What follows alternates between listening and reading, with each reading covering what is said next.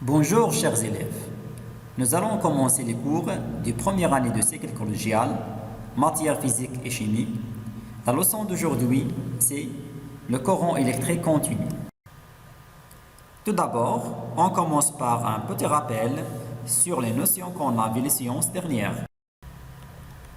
On a déjà vu que chaque dipôle est représenté par un symbole normalisé et voici quelques exemples des dipôles électriques et ces symboles normalisés. Par exemple, la pelle se représente par deux traits verticaux. Le grand trait représente le pôle positif de la pelle et le petit trait représente le pôle négatif de la pelle. La lampe, interrupteur, on trouve interrupteur ouvert ou bien fermé. Le fil conducteur se représente par un trait.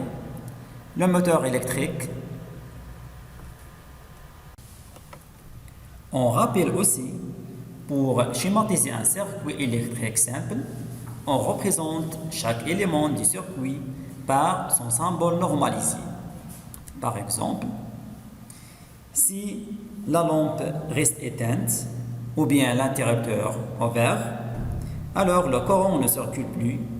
On dit que le circuit électrique est ouvert. Si la lampe brille ou bien l'interrupteur reste fermé, alors le courant circule dans le circuit électrique. On dit que le circuit électrique est fermé. On sait bien qu'on a deux types de montage. Un montage en série. Lorsque je branche un dipôle l'un à côté de l'autre. Remarquez bien, chers élèves, que les deux lampes forment une seule boucle avec le générateur. Et l'autre montage, c'est le montage en dérivation ou bien montage en parallèle. Lorsque je branche un dipôle aux bornes de l'autre dipôle, remarquez bien que les deux lampes dans ce schéma forment deux boucles avec le générateur. Après ce rappel, on va commencer notre leçon. La leçon contient les titres suivants. Premièrement, source du courant électrique continu. Deuxièmement, sens conventionnel du courant électrique continu. Troisièmement, intensité du courant électrique continu. Enfin, mesure de l'intensité du courant électrique continu. Voyez maintenant ces photos qui contiennent plusieurs générateurs électriques. Pile cylindrique, batterie de voiture, batterie de montre et générateur de laboratoire. Vous constatez que tous ces générateurs ayant deux pôles différents, un pôle positif et l'autre négatif. Ce sont des générateurs qui délivrent un courant électrique appelé courant électrique continu. Alors, comme conclusion, tous les générateurs polarisés, c'est-à-dire ayant deux pôles différents, pôle positif et pôle négatif, ce sont des sources du courant électrique continu. Alors, pour distinguer les appareils qui se fonctionnent par un courant électrique continu, on trouve des symboles sur ces appareils. Parfois, on trouve le signe égal ou les deux lettres DC qui se prononcent en anglais direct current ou les deux lettres CC qui se prononcent en français courant continu. Après avoir connaissé les sources du courant électrique continu, on passe au deuxième paragraphe intitulé sur le sens conventionnel du courant électrique continu. Vous savez bien que la télécommande sert à piloter le sens du mouvement de la voiture électrique des jouets des enfants, en avant et en arrière. Donc, comment peut-on expliquer le changement du sens du mouvement de la voiture électrique? Alors, chers élèves, mettez la vidéo en pause et vous répondez à cette situation par des hypothèses que vous voyez vraies. J'espère que vous avez rédigé plusieurs hypothèses. Alors, pour donner une explication exacte à cette situation, je vous invite de suivre cette simulation.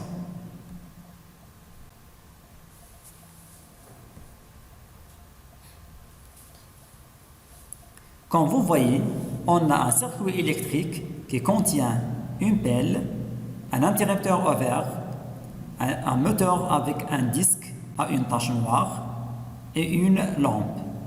S'il vous plaît, vous concentrez sur le mouvement de la tache noire.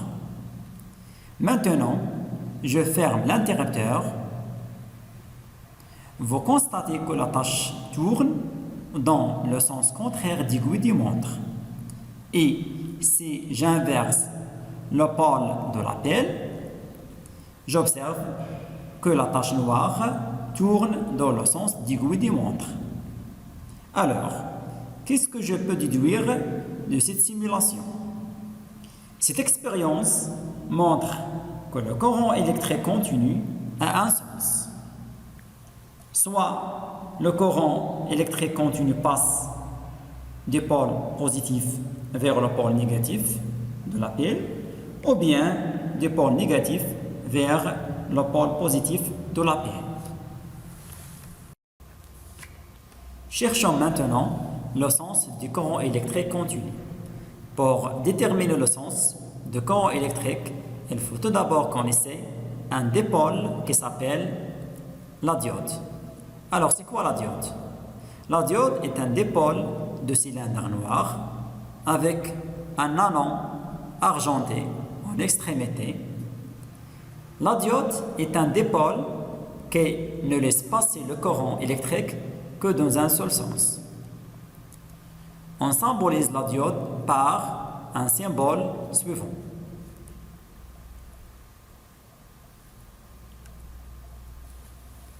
Le sens qui laisse passer le courant électrique s'appelle le sens passant. C'est celui qui correspond au sens de la flèche indiquée sur son symbole.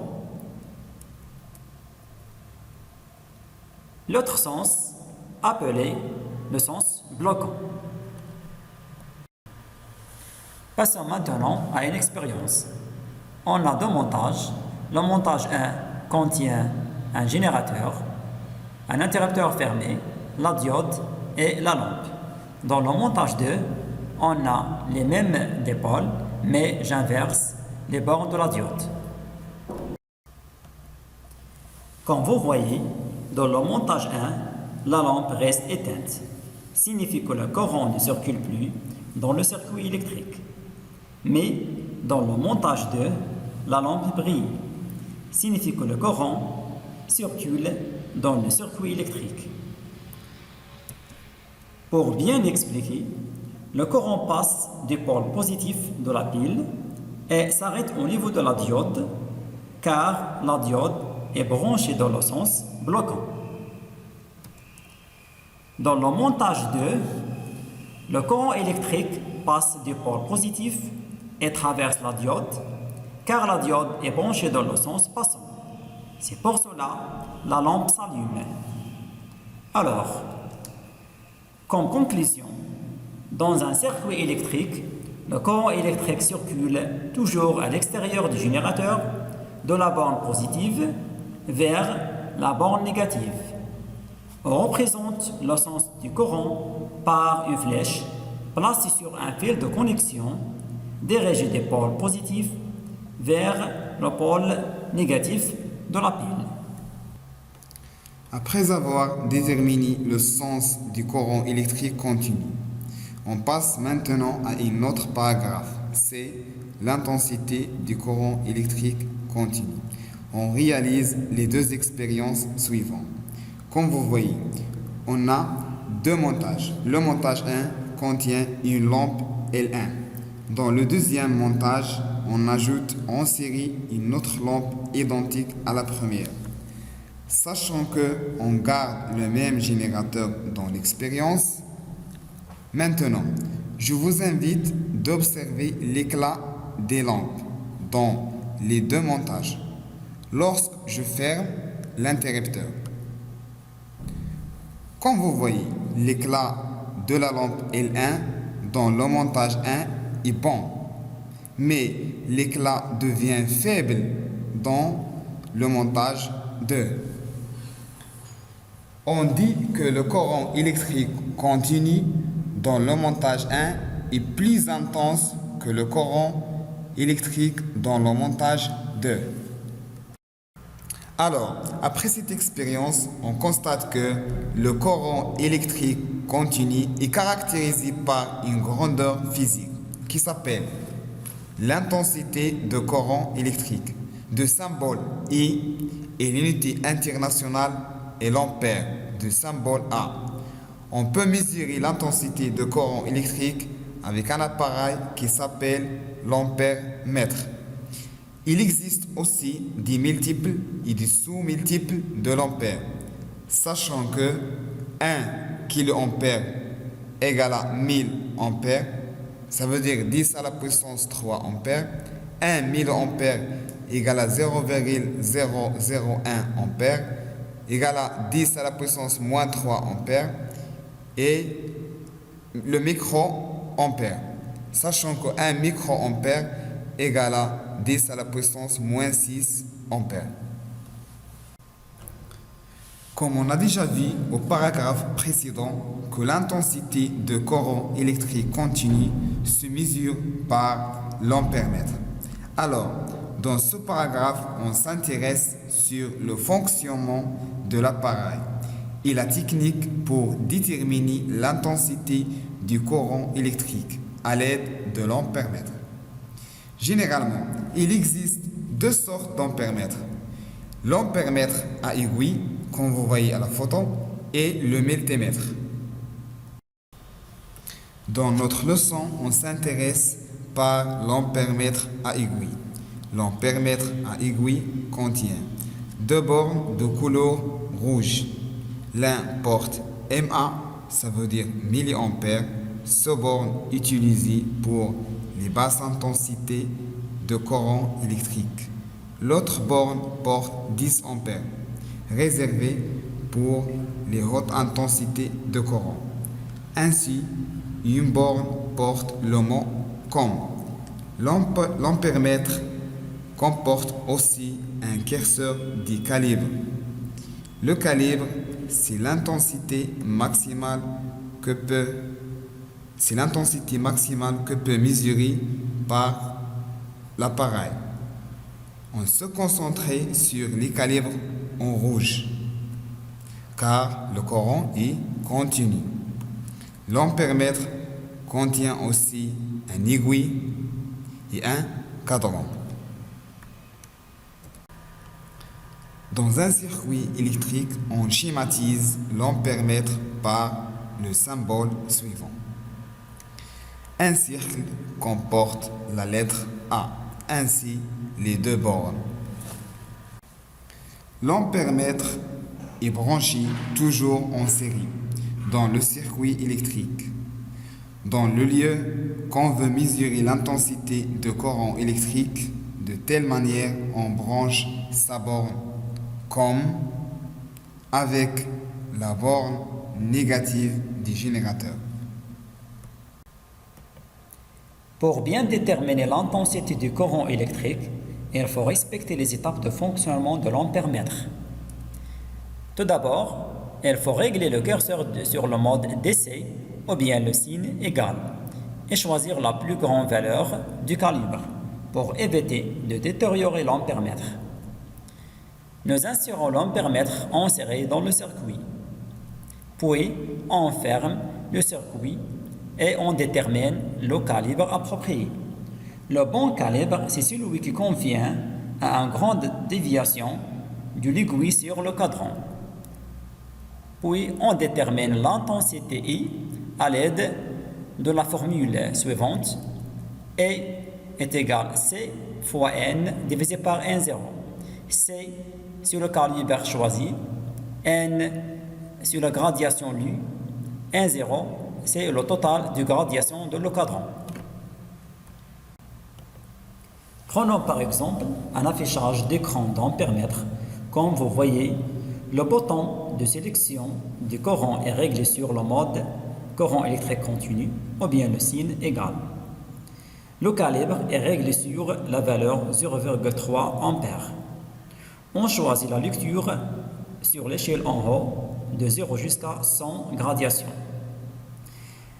Vous constatez que l'aiguille se stabilise sur la gradation 74. Alors, on applique la formule E est égal à C fois N divisé par N0. Donc, 0,3 ampères fois 74 divisé par 100. Alors, on trouve que l'intensité du courant est égale à 0,22 ampères ou bien 220 milliampères. Si on choisit la lecture sur l'échelle en bas, du 0 jusqu'à 30 gradations, vous constatez que l'aiguille se stabilise sur la gradation 22. Donc, on applique la formule E est égal à C fois N divisé par N0. Alors, 0,3 ampères fois 22 divisé par 30. Donc, l'intensité du courant est égale à 0,22 ampères ou bien 220 milliampères. Chers élèves, maintenant on a terminé l'explication de la leçon. Alors, on passe au exercice d'application 1. Dans quel cas le moteur électrique fonctionne? Est-ce que dans le cas 1, ou bien dans le cas 2, ou bien dans les deux cas? Mettez-vous la vidéo en pause et essayez de répondre à cet exercice d'application. Pour déterminer le cas dans lequel le moteur électrique se fonctionne, il faut tout d'abord tracer le sens du courant électrique sur le schéma du circuit électrique. Dans le cas 1, le moteur ne fonctionne pas, car la diode est branchée dans le sens bloquant. Dans le deuxième cas, la diode est branchée dans le sens passant. C'est pour cela que le courant électrique atteint le pôle négatif de la pile et par conséquent, le moteur se fonctionne.